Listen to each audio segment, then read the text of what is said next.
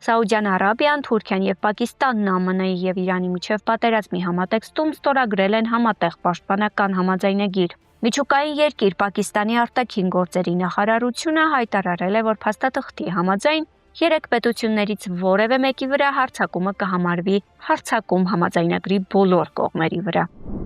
Ողջույն սիրելի հետևորդներ, ռազմաշխարհն այսուհետ կներկայանա նոր ձևաչափով, որի շրջանակում մենք կներկայացնենք տարածաշրջանի եւ աշխարհի ռազմաքաղաքական իրադարձությունները, կարևորագույն զարգացումները, ինչպես նաև կծանոթացնենք ռազմավարական նորարարություններին եւ գաղափարներին։ Բաժանորդագրվեք մեր YouTube-յան ալիքին, բաց չթողնելու կարևորագույն եւ հետաքրքիր իրադարձությունների ներկայացումը։ Այսօր կխոսենք Միքայի համատեղ պաշտպանական համաձայնագրի մասին, որը քննարկումների լուրջ ալիք է բարձրացրել տարածաշրջանային երկրների միջև։ Փաստաթղթի մասին հայտարարվել է Սաուդյան Արաբիայի թագաժառանգ Մուհամմեդ բին Սալման Ալ Սաուդի, Թուրքիայի նախագահ Ռեջեփ Թայիպ Էրդողանի եւ Պակիստանի վարչապետ Շեհբազ Շարիֆի հանդիպումից անմիջապես հետո, որը տեղի է ունեցել Սաուդյան Արաբիայի Ջիդա քաղաքում։ Հայտարարության մեջ մասնավորապես նշվում է, որ համաձայնագրի նպատակն է ամրապնդել կոլեկտիվ անվտանգությունը եւ խթանել խաղաղությունն ու կայունությունը տարածաշրջանում, ինչպես նաեւ դրանից դուրս։ Սակայն կողմերի կոնկրետ պարտավորությունների վերաբերյալ որևէ մանրամասներ չեն բացահայտվում։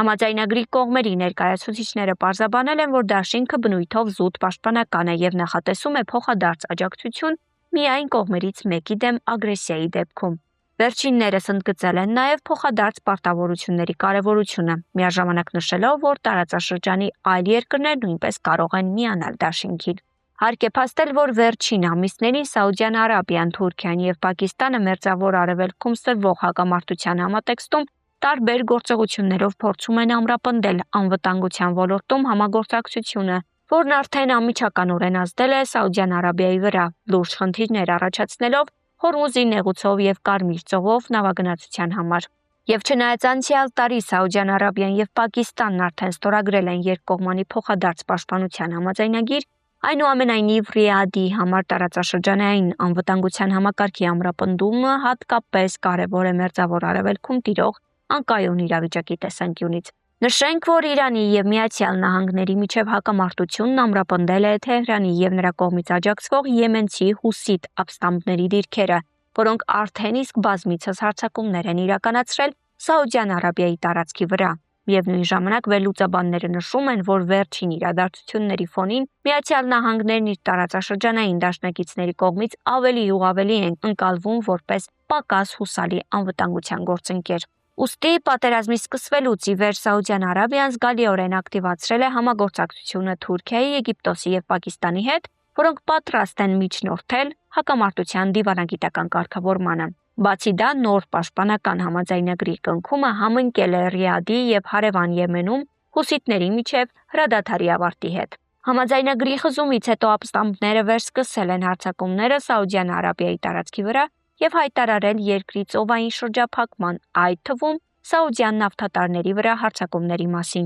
Մասնավորապես խմբավորումը հայտարարել է հանցագործ Սաուդյան թշնամու դեմ ծովային արգելքի մասին։ Հուսիտները նաև պնդում են, որ շրջափակումը պատասխան է Սաուդյան Արաբիայի կողմից ժողովրդի նկատմամբ գրեթե 12 տարի շարունակվող անարդար եւ ճնշող պաշարմանը, նրանց ռեսուրսների թալանմանը եւ նավահանգիստների ու օդանավակայանների ցամաքային, ծովային եւ օդային համապարփակ շրջափակման անօրինական գործողություններին։ Սաուդյան Արաբիան էլ իր հերթին է հայտարարում, որ չի բացառում Իրաքի շիական խմբավորումների եւ Եմենի հուսիտների կողմից հետագա համակարգված հարձակումները։ Ահա թե ինչու է թագավորությունն ակտիվորեն ընդլայնում տարածաշրջանային դաշինքների ցանցը։ Թագավորության զինվորական եւ կառավարության ղեկավարությանը մոտ կանգնած աղբյուրները հայտնել են, որ Սաուդյան Արաբիայի, Թուրքիայի եւ Պակիստանի միջև համաձայնագրի վերաբերյալ քննարկումները վաղուց են ընթանում, սակայն տարածաշրջանում վերջին իրադարձությունները զգալիորեն արագացրել են գործընթացը։ Ովքեր են համաձայնագրի կողմերը եւ ինչ կշիռ ունեն տարածաշրջանում։ Թուրքիան ՆԱՏՕ-ում ունի երկրորդ ամենամեծ բանակը Միացյալ Նահանգներից հետո։ Սաուդյան Արաբիան Պարսից ծոցի ամենամեծ տերությունն է, իսլամի երկու ամենասուրբ վայրերի պահապանը եւ աշխարհի առաջատար նավթ արտահանողներից մեկը։ իսկ Պակիստանը մնում է միակ մուսուլմանական երկիրը, որի զինանոցում միջուկային զենք կա։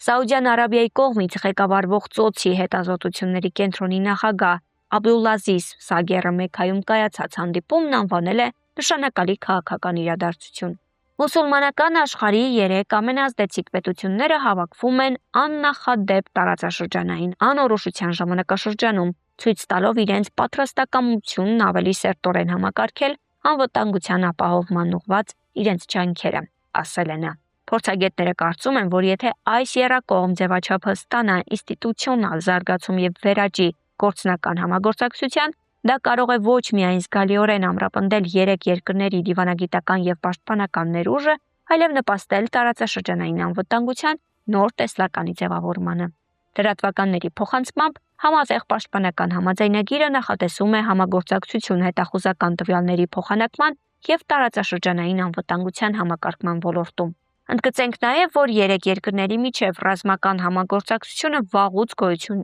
ունի։ Պակիստանը 10-ամյակներ շարունակ մարզել է Սաուդյան Արաբիայի զինվորական անձնակազմ եւ տեխնիկական օգնություն է ցուցաբերել Ռիադին, իսկ Թուրքիան եւ Պակիստանը բարբերաբար անցկացնում են համատեղ ուսումնական ծրագրեր եւ միմյանց մատակարարում ռազմական տեխնիկա։ 2023 թվականին էլ Սաուդյան Արաբիան ստորագրել է թուրքական ռազմաարդյունաբերական ոլորտի պատմության մեջ ամենամեծ պայմանագիրը հարձակողական անօդաչու թռչող սարքերի գնման համար։ Իրանի արձագանքը չի ուշացել։ Իրանի արտաքին գործերի նախարարության խոսնակ Իսմայիլ Բաղային հայտարարել է, որ Պակիստանի, Թուրքիայի եւ Սաուդյան Արաբիայի միջև համատեղ պաշտպանական համաձայնագրի ստորագրումն արտացոլում է Մերձավոր Արևելքի տարածաշրջանային անվտանգության վերաբերյալ տեսակետների փոփոխությունը։ Վերջինիս խոսքով տարածաշրջանի պետությունները գիտակցել են իրենց սեփական պաշտպանությունն ապահովելու անհրաժեշտությունը։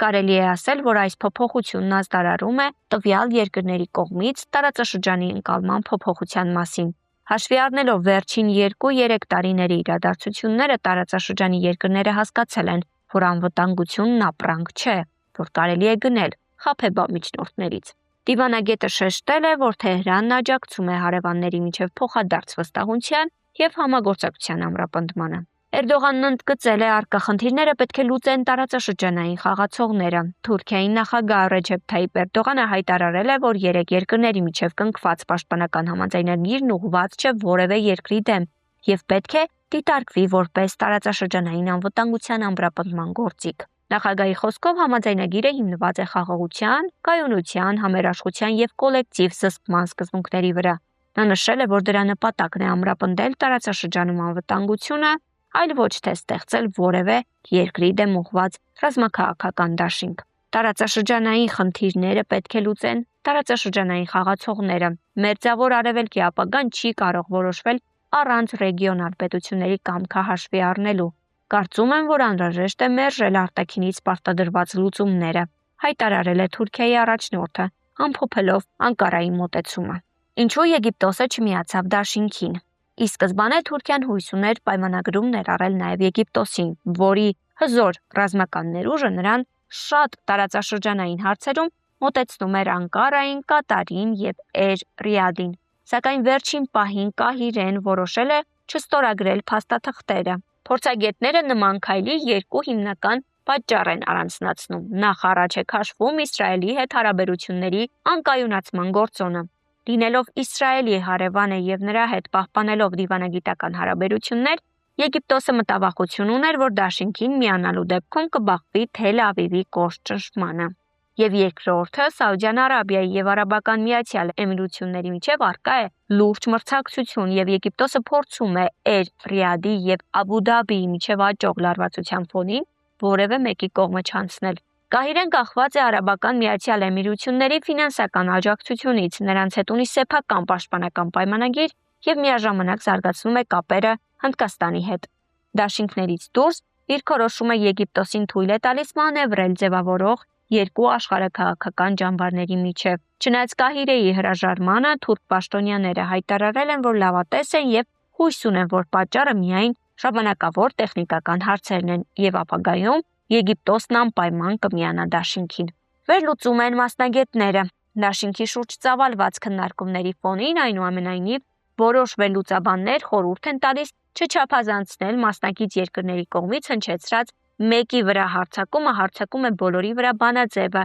որը մոդելավորված է ՆԱՏՕ-ի պայմանագրի 5-րդ հոդվածի հիման վրա։ Ի վերջո, ՆԱՏՕ-ն ռազմական դաշինք դարձնող հիմնական տարրը դեռևս բացակայում է։ Տասնամյակների պատմություն ունեցող համատեղ պլանավորման, հրամանատարության, ենթակառուցվածքների եւ ուժի կիրառման նախապես որոշված ընդհանրակարգերի համակարգը։ Համաձայնագրի կողմերը դեռ պետք է ստեղծեն այս մեխանիզմները։ Վստահեցնում են փորձագետները եւ հավելում, որ 3 երկրներն ունեն սպառնալիքի տարբեր ընկալումներ։ Օրինակ, Պակիստանի համար Հնդկաստանը մնում է կենտրոնական ռազմավարական մտահոգությունը, մինչդեռ Սաուդյան Արաբիան հիմնականում կենտրոնացած է Պարսից ծոցի անվտանգության վրա։ Նրա նավթային ենթակառուցվածքներով, Կարմիր ծովով եւ Իրանից ու Եմենից եկող սպառնալիքներով։ Մյուս կողմից Թուրքիան ունի շատ ավելի բարդ առաջնահերթությունների շարք՝ Սիրիայից եւ քրդական հարցից մինչեւ Իսրայելի, Իրանի եւ ՆԱՏՕ-ի հետ փոփոխվող հարաբերություններ։ Մասնագետներն ակնկալում են, որ դաշինքը բավականին գործունակ կլինի օդային եւ հրթիռային պաշտպանության, հետախուզական տվյալների փոխանակման, ծովային ուղիների պաշտպանության, զորավարժությունների եւ ռազմատեխնիկական համագործակցության ոլորտներում։ Այսպիսով, Մերձավոր Արևելքում ձևավորվել է նոր դաշինք, որի նպատակը ոչ միայն անվտանգությունն է, այլև տարածաշրջանում արտաքին ուժերի դերը թուլացնելը։ Մեքքայի համատեղ պաշտպանական համաձայնագիրը կլիներ հերթականը, եթե չլիներ Պակիստանի կողմից Սաուդյան Արաբիայի կամ Թուրքիայի վրա միջուկային հովանոց ստեղծելու հարցը։ Անկասկած, Պակիստանի միջուկային կարգավիճակը համաձայնագրին լրացուցիչ ռազմավարական կշիռ է հաղորդում։ Այսինքն, պոտենցիալ հակառակորդը պետք է հաշվի առնի, որ դաշինքի անդամներից մեկը միջուկային զենք ունի եւ պաշտոնապես պարտավորված է կոլեկտիվ պաշտպանությանը։ Միայն սա մեծացնում է ռազմական լուրջ սրացման ռիսկը։ Ռիադի համար նման անորոշության քաղաքական արժեքը թերևս ոչ պակաս է, քան պաշտոնական միջուկային երաշխիքը։ Սակայն հարկ է նշել, որ Պակիստանի միջուկային դոկտրինը մնում է անփոփոխ եւ ուղղված է բացառապես Հնդկաստանի զսպելուն։ Այնուամենայնիվ, Մեքքայի համաձայնագրում միջուկային տերության ներկայությունն ինքնին հսկայական խորհրդանշական դեր է խաղում որպես հոգեբանական հավասարակշռող գործողություն։ Պակիստանին ներգրավելով Անկարան եւ